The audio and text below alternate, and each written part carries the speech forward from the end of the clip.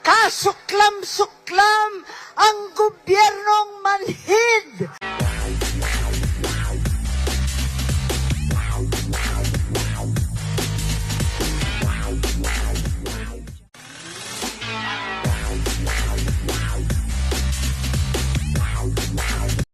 Kasuklam-suklam ang gobyernong manhid. Manhid at walang pakialam sa hirap ng ating mga magsasaka at mangingisda, mga sektor na nagpapakain sa atin na halos walang makain, gutom ang mga pamilya. Wala silang pakialam.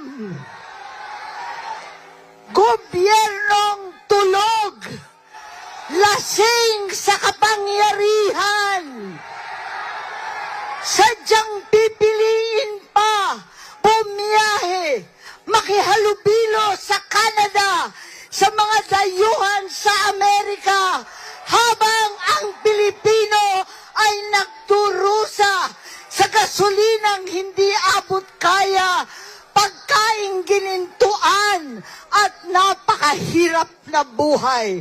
Wala silang pakialam.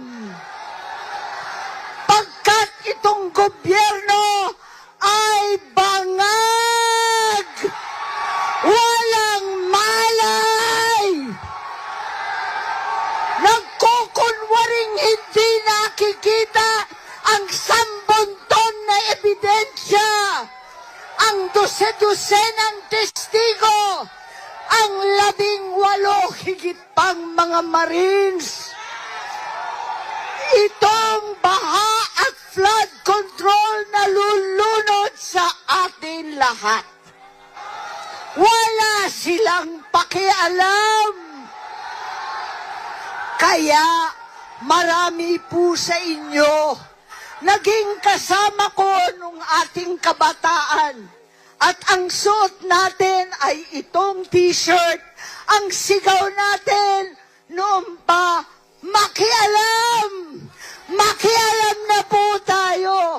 Makialam para sa kabataan. Makialam para sa kinabukasan. Makialam para maibalik ang katotohanan sa ating lipi.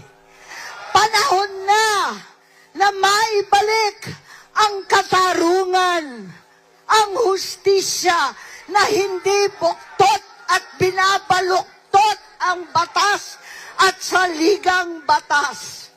Katarungan na pantay-pantay sa mahirap at mayaman. Katarungan na walang sino-sino, na walang pinipili na kaalyado o kalaban daw. Katarungan na naiiba ngayon para sa senador at sa mga pinsang buo. Katarungan para sa lahat ng Pilipino. We are one! We are one! We are one! We are one! Mabuhay ang ating mga kapatid! Mabuhay ang Pilipino! Maraming salamat sa inyong lahat.